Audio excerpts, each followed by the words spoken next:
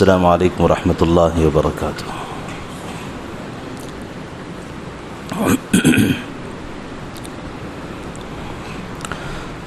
نحمده ونصلي ونسلم على رسوله الكريم، اما بعد، اعوذ باللہ من الشیطان الرجیم، بسم اللہ الرحمن الرحیم۔ یوصیکم اللہ فی اولادکم للذکر مثل حظ الانثیین، صدق اللہ العظیم وصدق رسولہ النبی الکریم، ونحن علی ذلک من الشاہدین والشاکرین، والحمد للہ رب العالمین۔ معزز بزرگوں اور عزیز بھائیوں، بات چل رہی تھی وراثت سے متعلق۔ تین باتیں ہیں، ایک ہے وصیت، ایک ہے وراثت، ایک ہے ہدیہ، تحفہ جسے گفٹ کہتے ہیں۔ کوئی بھی انسان جس نے اپنے خون پسینے کی گاڑی کمائی سے مال کمایا ہو، اس کے ساتھ یہ تینوں حق جڑے ہوئے ہیں۔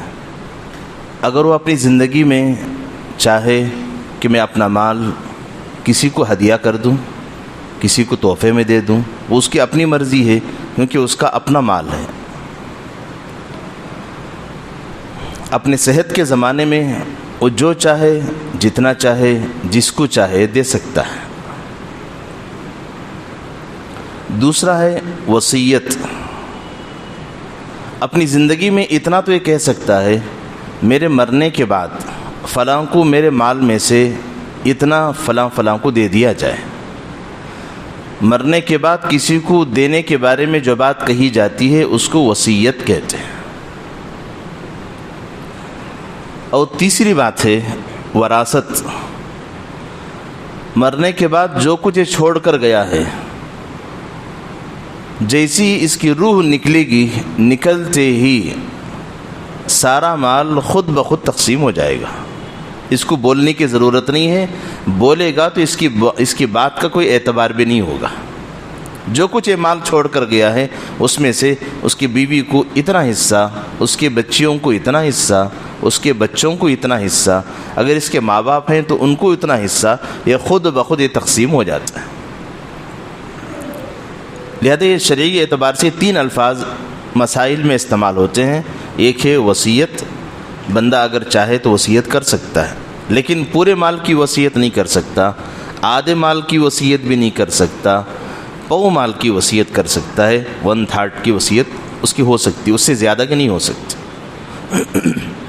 جیسے اس کا واقعہ حضرت سعد بن ابی وقاص رضی اللہ تعالیٰ عنہ، بہت بڑے صحابی ہیں، اللہ نے بہت مال ان کو دیا تھا۔ بیمار ہو گئے، اللہ کے نبی صلی اللہ علیہ وسلم نے ان کی تعزیت کی، بیمار آدمی کو دیکھ بھال کرنا، ان کی تیماداری کی، تیماداری کرنا جس کو کہتے ہیں، عیادت کرنا۔ گئے اور ان کو تسلی دی، کوئی بات نہیں، اچھے ہو جاؤ گے۔ انہوں نے کہا کہ مجھے بیماری ایسی ہے کہ مجھے اندازہ ہے کہ میں اسی بیماری میں مر جاؤں گا، لہذا میری وصیت یہ ہے، میں یہ چاہتا ہوں یا رسول اللہ، میں اپنا پورا مال اللہ کے راستے میں دے دوں۔ حضور نے کہا کہ نہیں، یہ نہیں ہو سکتا، آدھا کہا یہ بھی نہیں ہو سکتا، کیونکہ تمہاری ایک بیٹی، ان کی ایک ہی بیٹی تھی۔ ہاں، پاؤں حصے کا، مال کا پاؤں حصہ، کہا کہ ٹھیک ہے، یہ بھی بہت زیادہ ہے۔ اور آگے فرمایا، کیا تم یہ پسند کرتے ہو اپنے بعد اپنے گھر والوں کو بھیک مانگنے والا بنا دو گے؟ کہ اپنے بعد اپنے گھر والوں کو سڑکوں کے حوالے کر دو گے؟ یہ میں اپنے الفاظ کہہ رہا ہوں اس کو سمجھانے کے لیے۔ ان کو باحیثیت بناؤ، اپنے بعد اپنا مال گھر والوں کے لیے چھوڑ کے جاؤ، تاکہ وہ کسی کے آگے ہاتھ نہ پھیلا سکے۔ تو اس سے اندازہ یہ ہوا کہ وصیت کتنے مال کی کرنی چاہیے، صرف پاؤں مال کی وصیت، اس سے زیادہ کی نہیں ہے۔ وراثت، مرنے کے بعد سارے مال میں وراثت تقسیم ہوگی۔ یہ نازک مسائل ہیں، اس کا علم ہمیں ہونا چاہیے۔ اور حدیث شریف میں ہے، اللہ کے حضرت ابو ہریرہ رضی اللہ تعالیٰ عنہ فرماتے ہیں، اللہ کے نبی صلی اللہ علیہ وسلم نے فرمایا، ایک بندہ وہ ہوگا جو 60-70 سال تک عبادت والی زندگی، اللہ کو راضی کرنے والی زندگی اور اپنے آپ پر جنت کو واجب کر چکا ہوگا، اتنا نیک بندہ ہوگا، لیکن ایک کام وہ ایسا کرے گا مرتے مرتے وہ جہنمی بن جائے گا۔ فرمایا وہ ہے وراثت میں انصاف کا نہ کرنا۔ جو مال چھوڑ کے جا رہا ہے، بیٹے کو زیادہ دے دیا، بیٹی کو کم کر دیا، یا بیٹی کو دیا ہی نہیں، یا اس نے کہا بھی نہیں کہ بیٹے میرے مرنے کے بعد اپنی بہنوں کو اتنا دینا اور اپنے بھائیوں کو اتنا دینا، اگر میں مر رہا ہوں تیری ماں زندہ ہے تو ماں کو اتنا دینا۔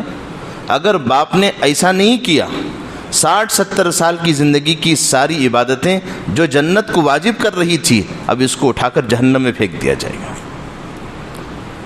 وہی حدیث میں یہ بات بھی لکھی ہے، ایک بندہ وہ ہوگا 60-70 سال کی زندگی اس کی کوئی اتنی اچھی نہیں ہوگی جس کی وجہ سے وہ جنت میں جا سکے، لیکن مرتے ہوئے وہ اپنے وارثین کے ساتھ انصاف کا معاملہ کرے گا اور کہے گا کہ بیٹے تم کو اتنا ہی حق ہے، بیٹی تجھے اتنا حق ہے، کہ اگر اپنے ماں باپ ہوں ان کو کہے گا تم کو اتنا حق ہے، اپنی وراثت کو صحیح بانٹے گا، جس ایک عمل کے نتیجے میں اللہ رب العزت اس کو جنت میں بھیج دیں گے۔ ساری زندگی کے نیک اعمال، 60-70 سال مطلب ہے کہ لمبی زندگی نیک اعمال میں گزارنے والا، ایک لمبی زندگی اتنی اچھی پاکیزہ زندگی تو نہیں ہے، لیکن مرتے مرتے اس نے خراب کام کیا، اس نے اچھا کام کیا، ساری زندگی کی نیکیاں اس نے برباد کر لی، اور اس نے ایک اچھا کام کر کے ساری زندگی کی برائیوں کو نیکیوں سے بدل دیا۔ لہذا وراثت اتنا نازک مسئلہ ہے، اتنا اہم مسئلہ ہے، لہذا ان مسائل کو نہ بولا جاتا ہے نہ سنا جاتا ہے، نہ اس کو گھروں میں عمل میں لایا جاتا ہے۔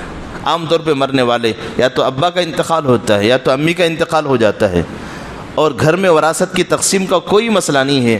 اگر یہاں اس مجمع میں چلو نوجوانوں کا مسئلہ تو نہیں ہے، ان کے والدین کو اللہ لمبی عمر دے، جو سمجھو کہ میرے سے بڑی عمر کے لوگ ہیں، 40 کے بعد 50 کے اوپر کے لوگ ہیں، ذرا ان سے آپ پوچھیے یا وہ خود اپنے آپ میں غور کریں، کیا جب میرے گھر میں میرے ماں اور باپ کا جنازہ اٹھا ہے، کیا اس کے بعد میرے گھر کی وراثت صحیح معنی میں بٹی ہے؟ جواب تو ہوگا نہیں۔ گھر کا بڑا بیٹا ابا جان کے ساتھ کاروبار کرتا تھا، وہ تو اپنے اس کاروبار کو باپ کے مرنے کے بعد اسی کو ترقی کراتا گیا، اس نے یوں سمجھا کہ یہ ساری دکان میری ہے۔ جس گھر میں بڑا بیٹا رہ گیا ماں کی خدمت کرتے کرتے، بڑے بیٹے نے یوں سمجھا کہ یہ گھر میرا ہی ہے۔ جو چھوٹے بیٹے ہیں شادیوں کے بعد وہ اپنے اپنے فیملی کو لے کر اپنے اپنے علاقوں کو چلے گئے۔ بڑا بیٹا تو یوں ہو گیا کہ جیسے ایک اژدہا ایک سام کی شکل میں باپ کے سارے مال پہ ہڑپ کر کے بیٹھ گیا، اور ماں نے بھی کبھی یہ نہیں سوچا کہ یہ سارے بھائیوں کا بہنوں کا حق ہے، ان کو تقسیم کر دیا جائے، یا تو کبھی ماں اژدہا بن کے بیٹھ جاتی، وہ کہتی کہ سارا مال میرا ہے، میں چاہے بیٹیوں کو دوں چاہے بیٹوں کو دوں، جو میری خدمت کرے گا اس کو دوں۔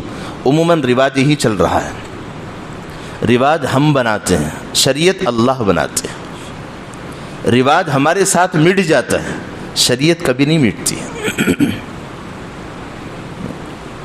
کل کا رواج الگ تھا، ہمارا رواج الگ تھا، اور آج کے نوجوانوں کی اس نئی نسل کا رواج الگ ہے۔ اگر پرانوں کے طور طریقے کو دیکھیں گے کہیں گے یہ بوڑھوں کا طریقہ ہے۔ رواج دن بدن بدلتا رہتا ہے، انسانوں کی عمروں کے ساتھ بدلتا رہتا ہے، لیکن شریعت کا جو قانون پہلے دن جیسا ہے قیامت کے صبح تک قانون ویسے ہی رہے گا۔ کسی کے بدلنے سے اللہ کا قانون بدلنے والا نہیں ہے، اسی لیے اس کا لحاظ رکھنا بہت ضروری ہے۔ جب کوئی بھی انسان مرتا ہے تو اس کے مال کے ساتھ 4 حقوق جڑتے ہیں، یہ اچھی طرح اس کو ذہن میں رکھیے، بہت بڑا اہم مسئلہ ہے۔ 4 حقوق، 4 حق اس کے ساتھ جڑتے ہیں۔ پہلا، کفن دفن کا خرچ کا مسئلہ۔ باپ کا انتقال ہو جائے، کفن دفن کے پیسے کہاں سے لائیں گے؟ کہا کہ باپ نے جو چھوڑا ہے اسی میں سے مال لو، وہ اس کے مال کا حق ہے، پہلا حق ہے۔ ہاں، لیکن عام طور پہ ایسے موقع پر خاندان کے لوگ آگے آتے ہیں، کہیں نہیں یہ میرے بڑے ابا تھے، میرے چچا تھے، میرے تایا تھے، یہ میرے نانا اور دادا۔ محلے والے کہتے ہیں ارے ہمارے محلے کا نیک انسان تھا۔ مسجد والے کہتے ہیں نہیں ہماری مسجد کا خادم تھا۔ اور علاقے کی کوئی ٹرسٹیاں سامنے آتی ہیں اور کہتے ہیں کہ ہم ٹرسٹ والے خدمت کریں گے صدقہ خیرات کے پیسوں سے۔ یہ تو باحیثیت انسان ہے، لیکن گھر والے کتنے نکمے ہیں ذرا سوچیے، بڑے درد سے میں کہہ رہا ہوں. ایک مرنے والا مر رہا ہے، اس کے 2 4 10 10 بیٹے گھر دنیا میں موجود ہیں. اتنا بڑا خاندان موجود ہے جن کو اللہ نے بہت ساری نعمتوں سے نوازا ہے.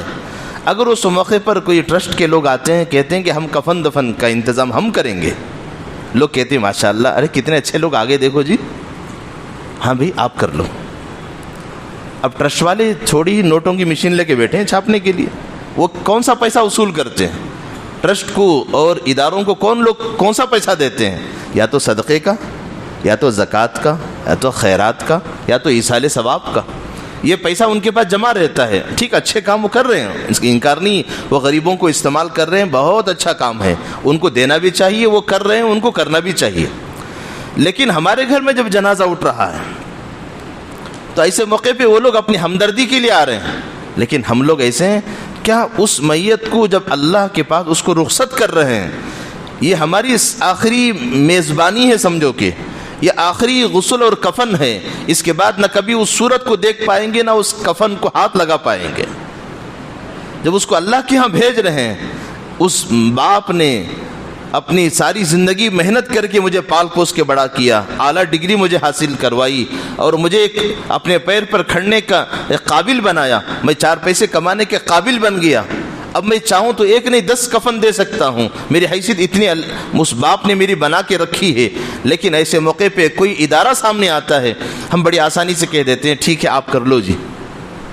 کتنی شرم کی بات ہے، ڈوب مرنے کی بات ہے. باحیثیت گھرانے کے لوگ ایسے کام نہیں کرتے، لیکن اب کر رہے ہیں.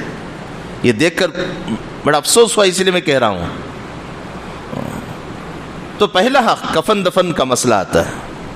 ٹھیک ہے، گھر کے کوئی لوگ آگے بڑھتے ہیں، چاہے بیٹا کر لے، چاہے بھائی کر لے، چاہے خاندان کا کوئی فرد کر لے، اچھی بات ہے. اگر کوئی نہ کرے تو کفن دفن کا انتظام کہاں سے کیا جائے گا؟ شریعت کہتی ہے مرنے والے نے جو مال چھوڑا ہے، اس مال میں سے پہلا حق اس کے کفن دفن کا ہے. جتنا بھی خرچ آ جائے اس کے پیسے لیے جائیں. ایک معاملہ ہو گیا، تدفین ہو گئی.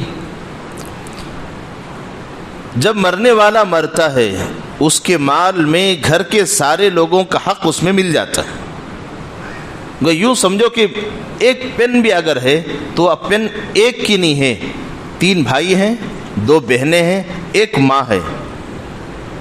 ان سب کا اس ایک پین میں حق ہے.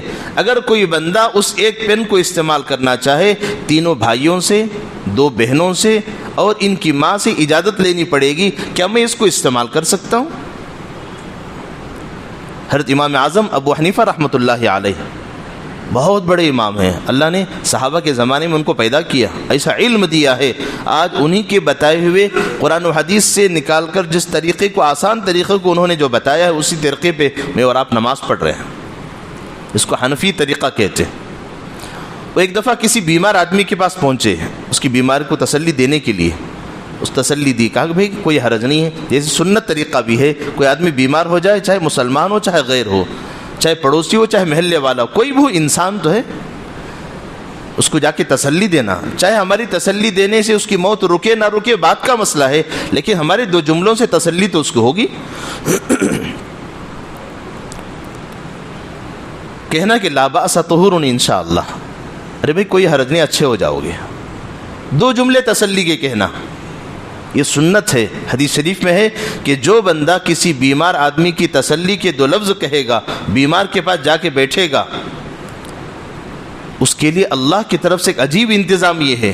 اگر کوئی بندہ صبح میں جا کر کسی بیمار کو تسلی کے 2 لفظ کہے گا، شام تک 70,000 فرشتے اس بیمار کو دیکھنے کے لیے جو بندہ گیا ہے، اس کی مغفرت کی دعا کرنے کے لیے 70,000 فرشتے تیار رہیں گے. اگر کوئی بندہ صبح کو ایک کے پاس جائے، شام کو دوسرے کے پاس جائے، تاکہ شام سے لے کر صبح تک 70,000 فرشتے اس کی مغفرت کی دعا کریں گے. گویا صبح اور شام کسی ایک بیمار آدمی، 2 بیمار آدمی کی عیادت کر لے، 1,40,000 فرشتے اس کی مغفرت کی دعا میں لگیں گے. جب اتنے ہزاروں فرشتے اس کی مغفرت کی دعا کر رہے ہو تو اس کے کیا کہنے اس کی. پھر حضرت امام اعظم ابو حنیفہ رحمۃ اللہ علیہ بیمار کے پاس بیٹھے ہیں، دیکھ اچانک اس کی سکرات کی حالت شروع ہو گئی. کہ اس وقت اٹھ کے جانا اچھا نہیں ہے، گھر والوں کو تکلیف ہوگی، جان پہچان کے لوگ تھے، کچھ دیر اور رک جائیں گے، تسلی دلا دیں گے۔ دیکھتے دیکھتے اس کی روح نکل گئی، جیسی جان نکلی امام اعظم ابو حنیفہ رحمۃ اللہ علیہ نے جو چراغ جل رہا تھا فرمایا کہ بھائی چراغ بجھا دو۔ لوگوں نے کہا کہ حضرت چراغ تو اسی وقت تو جلانا ہے، لوگ آئیں گے، تعزیت کریں گے، دیکھنے کے لیے آئیں گے۔ فوراً چراغ بجھایا اور اپنا چراغ منگوایا گھر سے، یہ ہے اس کا چراغ بجھایا اور اپنا چراغ منگوا کے وہاں اس کو سلگایا۔ لوگوں نے کہا کہ حضرت چراغ کیوں بجھا دیا؟ کہا کہ جب تک وہ مرا نہیں تھا تب تک چراغ اس کا تھا، جب وہ مر گیا اب وہ چراغ اس کا نہیں ہے، اب کے گھر کے 10 لوگوں کا ہے۔ اگر اس کے ماں باپ ہیں ماں باپ کا بھی ہے، اس کے بچے ہیں بچوں کا بھی ہے، اس کی بچیاں ہیں ان کا بھی ہے۔ اگر ان کی اجازت کے بغیر ہم اس چراغ کی روشنی کو استعمال کریں گے گویا ہم نے ان کا حق مارا ہے۔ اللہ اکبر، کہاں تک لحاظ رکھنا ضروری ہوتا ہے۔ تو لہذا اسی لیے فرمایا کہ کفن دفن پہلا مسئلہ ہے میت کی طرف سے۔ دوسری ذمہ داری آتی ہے، بڑی اہم ذمہ داری ہے، وہ ہے قرض کی۔ یہ بہت اچھی طرح اس کو یاد رکھیے، قرض بڑا نازک مسئلہ ہے جو دن کا سکون چھین لیتا ہے، اور دن کا چین اور رات کا سکون وہ کھینچ لیتا ہے۔ نہ دن میں آدمی سکون سے رہتا ہے، نہ عزت سے سر اٹھا کے چلتا ہے، نہ رات میں بستر پہ صحیح سو سکتا ہے۔ قرض آدمی کو اتنا بے چین کر دیتا ہے، کروٹ بدلتے بدلتے قرض کا بوجھ سوچتے سوچتے آدمی جلد بوڑھا ہو جاتا ہے۔ اسی لیے فرمایا القرض مقراض المحبہ، عربی کا ایک کہاوت ہے، قرض محبت کی کاٹنے کی خینچی ہے۔ کوئی آدمی کسی سے قرض لیتا ہے، قرض لیتی ہے اس کے چہرے کی شکلیں بدل جاتی ہیں، اس کے بعد وہ پہلے جیسی محبت پیش نہیں کرتا، ذرا دیکھتا بھی ہے تو منہ چھڑا چھڑا کے دیکھتا ہے، بات بھی کرتا ہے تو بے ڈھنگے طریقے سے بات کرتا ہے۔ جو لوگ قرضوں کے بوجھ تلے دبے ہوئے ہیں اس کو اس کا بڑا اچھا تجربہ ہے۔ حدیث نہیں ہے، ایک عربی کی کہاوت ہے، القرض مقراض المحبہ۔ جب کبھی کسی مجمع میں اس سے ملاقات ہو جائے تو اس انداز سے ملتا ہے گویا ایسے کہ وہ یہ شیر کسی پہ حملہ کر رہا ہے، وہ پیار محبت سب دفن ہو جاتی ہے۔ اس لیے قرض ایک بہت بڑا بوجھ ہے، اس سے مجبوری کے درجے میں قرض لینا چاہیے۔ اپنے شوق پورا کرنے کے لیے قرض لینے سے شریعت میں منع کیا گیا۔ عام طور پہ لوگ شوق پورا کرنے قرض لیتے ہیں، اپنی ضرورت پورا کرنے کے لیے نہیں ہے۔ ایک گاڑی سے کام چل جا رہا ہے، کہتا ہے کہ نہیں مارکیٹ میں نئی گاڑی آئی ہے اس کو لینا ہے، کیسے لے گا؟ قرض پہ لے گا۔ اگر اللہ معاف کرے کہ ہمارا ماحول معاشرہ ایسی ہے، آج کون سا گھر ایسا نہیں جو قرض سے پاک ہو، ہر گھر قرض سے ڈوبا ہوا ہے۔ ایک گھر ہے تو دوسرا گھر بننے کے لیے، دوسرا ہے تو تیسرے کی فکر میں ہے، اس کے لیے قرض، اس کے لیے قرض۔ تو مرنے کے کوئی بندہ مرتا ہے تو مرنے کے بعد اس کے مال میں جو سب سے پہلا حق ہوتا ہے وہ کفن دفن کا، اور دوسرا جو حق اس سے جوڑتا ہے وہ ہے قرض کا۔ اسی لیے اللہ کے نبی صلی اللہ علیہ وسلم کی خدمت میں کوئی جنازہ آتا، اللہ کے نبی صلی اللہ علیہ وسلم پوچھتے تھے کیا اس کا قرضہ ہے؟ اگر یہ بتایا جاتا ہاں یہ قرض دار ہے، پہلے سے اس کا قرضہ ہے، حضور کہتے بھائی تم پڑھ لو، میں نہیں پڑھوں گا نماز جنازہ۔ اللہ، سوچنے کی بات ہے۔ اللہ کے نبی صلی اللہ علیہ وسلم جنازے کی نماز نہیں پڑھتے تھے جس آدمی کا قرض ہوتا۔ اگر صحابہ کے مجمع میں سے کوئی صحابی کہہ دیتے یا رسول اللہ میں اس کا قرضہ ادا کر دوں گا، حضور واپس آتے جنازے کی نماز پڑھاتے تھے، اور حضور ترغیب دلاتے ہے کوئی اس کا قرضہ ادا کرنے والا؟ لوگ کہہ دیتے، صحابہ میں ایسے بھی تھے، جانثار صحابہ تھے، یوسرون علی انفسہم ولو کان بہم خصاصہ، صحابہ تو وہ تھے اپنی جان دوسروں پہ فدا کرتے، خود بھوکے رہتے دوسروں کو کھلاتے، خود پیاسے رہتے دوسروں کو پلاتے، خود ایک دو کپڑوں میں اکتفا کر لے دوسروں کو پہنا دیتے۔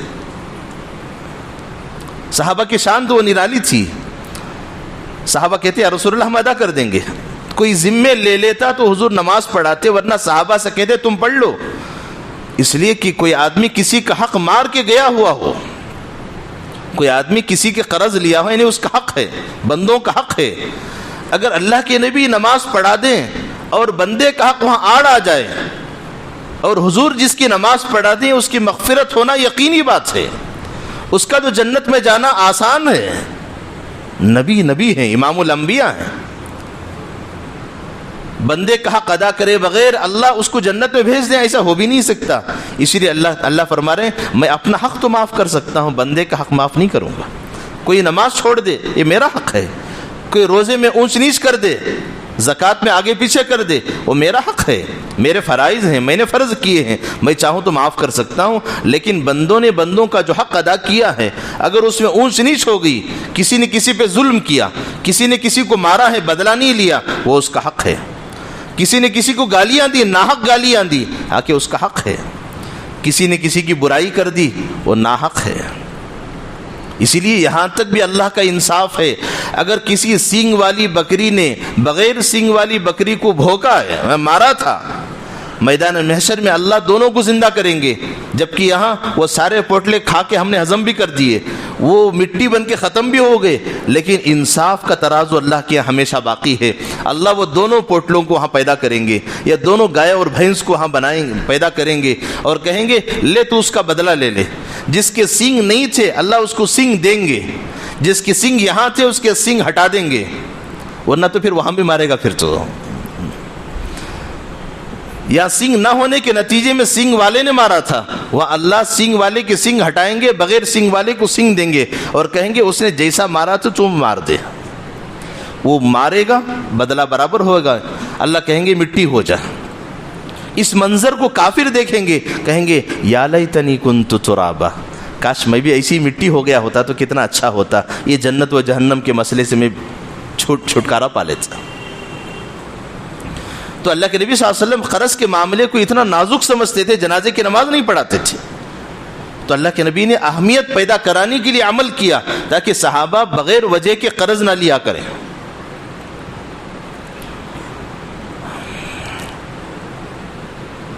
مسائل میں یہ بات لکھی ہے، اگر کوئی بندہ مرنے والا مر رہا ہے، اس نے بہت سارے مال چھوڑا، مثلا 10-20 لاکھ روپے چھوڑے، اگر اس کے 30 لاکھ روپے قرض اگر ہو، چھوڑا ہے 20 لاکھ، قرض ہے اس سے زیادہ کا، کفن دفن میں خرچ ہو گیا 5-10 ہزار روپے، اب قرض دار آئیں گے، قرض ادا کرنا شریعت کا حق ہے. وراثت آخری درجے میں بٹے گی، وہ ابھی بانٹنا نہیں ہے قرض کو، اور قرض کا وراثت کا بٹوارا ابھی نہیں ہوگا، پہلے قرض دو، وراثت بعد میں بانٹی جائے گی. کتنا قرض دینا ہے؟ کہا کہ پورا اٹھا کے دے دو. اٹھا کے دے دو، آخرت کا اس کا مسئلہ آسان ہو جائے گا. اس پر ایک واقعہ میں عرض کروں. حضرت عوف بن مالک رضی اللہ عنہ اور حضرت مصعب رضی اللہ عنہ، دو صحابی ہیں، اور دونوں نے آپس میں بات چیت کی، بھئی ہم میں سے جو کوئی مرے گا تو وہ زندہ رہنے والے کے خواب میں آئے گا. وہ ان کا ایمان ویسے تھا، ان کو یقین تھا اللہ تعالیٰ یہ نظام بنائیں گے ہمارا.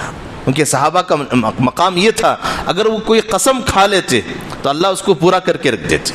وہ صحابہ کا ایمان کا درجہ، اعلیٰ تقوی کا درجہ وہ تھا. اور یہ دوستی کی آپس کی بات چیت تھی، بھئی جو مرے گا وہ خواب میں آئے گا، بتائے گا اس کے ساتھ کیا بیتی ہے. جو کہنے والے جو صحابی پہلے تھے وہ حضرت مصعب رضی اللہ عنہ تھے. انہی کا انتقال ہو گیا، شہادت ہو گئی، غالباً شہادت ہو گئی. حضرت عوف بن مالک رضی اللہ عنہ، ایک ہے عبد الرحمن بن عوف، وہ دوسرے صحابی ہیں، یہ عوف بن مالک ہیں رضی اللہ عنہ. انہوں نے خواب میں دیکھا اور کہا کہ مصعب کیا بیتی تمہارے ساتھ؟ کہا کہ پریشان نظر آ رہے تھے، حیران پریشان تھے، گردن پر کچھ داغ کے نشان بھی تھے، انگلیوں پر پٹیاں بندھی ہوئی تھی. صحابی کا حال ہے. کہا کہ کیا ہوا تمہیں، کیوں پریشان ہو؟ کہا کہ میں نے یہودی سے 10 درہم قرض لیے تھے، 10 روپے قرض لیا تھا، وہ میرے گھر میں رکھے ہوئے ہیں، میں اس کو ادا نہیں کیا، میری موت کا پیغام آ گیا. وہ 10 درہم مجھے ایسے بے چین کر رہے ہیں. کہا کہ یہ داغ کیا ہے؟ کہا کہ اسی قرض کا یہ نشان ہے. یہ انگلیوں کو کیا ہوا؟ کہا کہ اس پریشانی کو سوچتے سوچتے میں نے انگلیاں کتر لی. جیسے آدمی کبھی بے چین ہوتا ہے انگلیاں کترتا بیٹھتا ہے، انسان کا اپنا مزاج ہوتا ہے. کہا کہ یہ انگلیوں کو کیا ہوا؟ کہا کہ یہ بے چینی کو سوچتے سوچتے میں اس یہودی کا قرض میں کیسے ادا کروں، جا نہیں سکتا. اور یہ تو عالم برزخ ہے، یہ وہ دوسری دنیا ہے، یہاں سے کسی انسان کو جانے کا کوئی مسئلہ ہی نہیں ہے. یہ سوچتے سوچتے میں نے انگلیاں کاٹ لی، یہ زخمی ہو گئی. تو وہ صحابی رسول خواب دیکھے اور صبح صبح اللہ کے نبی صلی اللہ علیہ وسلم کے دربار میں پہنچے اور کہا یا رسول اللہ میں نے مصعب کو خواب میں دیکھا اور اس کا یہ حال تھا، اور گھر والوں سے انہوں نے حضور سے اجازت لے کر گھر والوں کے پاس پہنچے اور پہنچ کر گھر والوں سے کہا کہ مصعب نے 10 درہم قرض لیے ہیں، ان کا قرض کا وہ پیسہ فلان جگہ رکھا ہوا ہے۔ جا کر دیکھا تو 10 درہم موجود تھے، لے کر گئے، یہودی کو دے دیا اور حضور کے پاس تشریف لائے، کہا حضور میں نے وہ قرض دے دیا، اور آگے کا جو مسئلہ ہے یہ جو انہوں نے انگلیاں جو کتر لی ہیں، کہا کہ یہ ان کا اپنا عمل ہے، ان کا اپنا عمل ہے، جسے خودکشی کہتے ہیں، سوسائڈ جسے کہتے ہیں، اپنی مرضی سے مرنا، اپنی مرضی سے اپنے آپ کو زخمی کر لینا، یہ اللہ کی امانت ہے، جسم ہے، اور اس کو زخمی کرنا اور اس کو ڈیمیج کر دینا یہ انسان کا اپنا عمل ہوتا ہے۔ لیکن اللہ کے نبی نے کہا کہ میں دعا کروں گا۔ حضور نے دعا فرمائی یا اللہ مصعب پر رحم فرما۔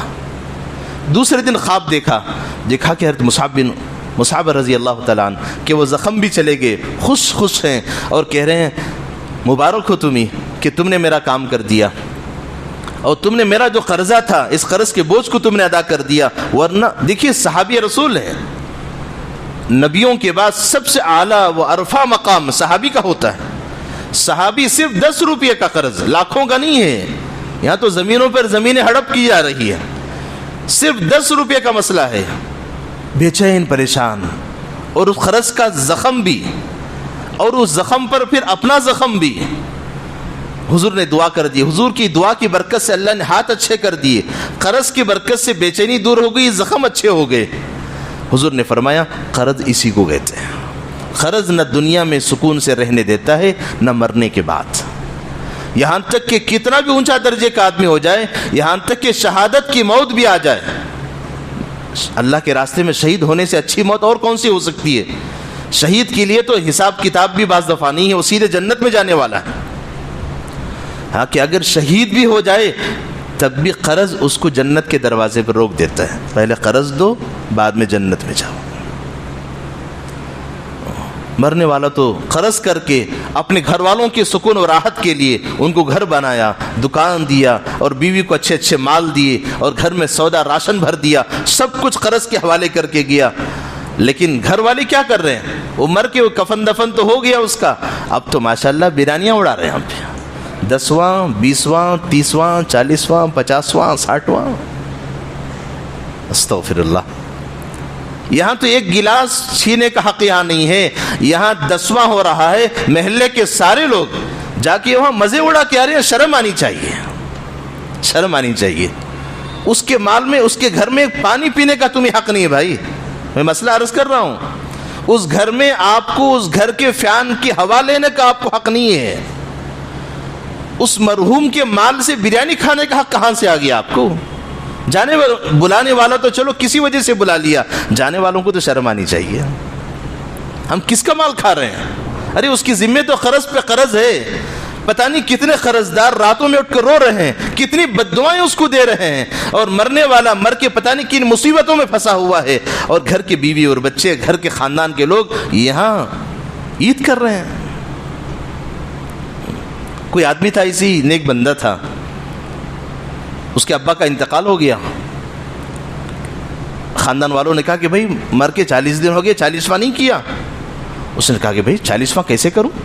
شریعت میں تو اس کی اجازت نہیں ہے، نہ 3ویں کی، نہ 10ویں کی، نہ 40ویں کی، نہ برسی کی، اس کی اسلام میں اجازت نہیں ہے، تو ہندوانہ رسم ہے، اسلام اس کی اجازت نہیں۔ کہا کہ لوگ کیا کہیں گے؟ جیسے عام طور پہ ہم کہتے ہیں لوگ کیا کہیں گے، اس نے کہا کہنے دو۔ لوگوں نے مجبور کیا، اس نے انتظام کیا دعوت کا، سب کو بہترین کھانا انتظام کیا، دسترخوان پہ بچھایا اور کہا سب کے سامنے کھانا رکھا ہوا ہے۔ اس نے کہا کہ بھائی 1 منٹ کے لیے رک جاؤ، ابھی نوالا کھانے والے ہیں، کہا کہ رک جاؤ۔ سب لوگ رک گئے، دیکھیں کیا بات کہنا ہے۔ اس نے کہا کہ میرے باپ کے مرے ہوئے 10 دن ہو گئے، ہمارے حلق میں تو آج تک دال روٹی نہیں گئی، آپ لوگ بریانی کھائے ہیں، شرم نہیں آتی آپ کو؟ چلو بسم اللہ کرو، بسم اللہ کھا لو۔ جو گئے ہیں پتہ نہیں بے حیا قسم کے لوگ ہوں گے جو کھا کے آئے ہوں گے، ورنہ آپ جیسے نیک لوگ ہوتے تو کوئی ہاتھ بھی نہیں دھوتا وہاں پہ۔ اس نے کیا کہا؟ 10 دن سے دال روٹی ہمارے حلق کے نیچے نہیں اتری ہے، آپ ہمارے گھر میں گوشت کھانے آئے ہیں، شرم آنی چاہیے آپ کو، چلو بسم اللہ کھا لو آپ۔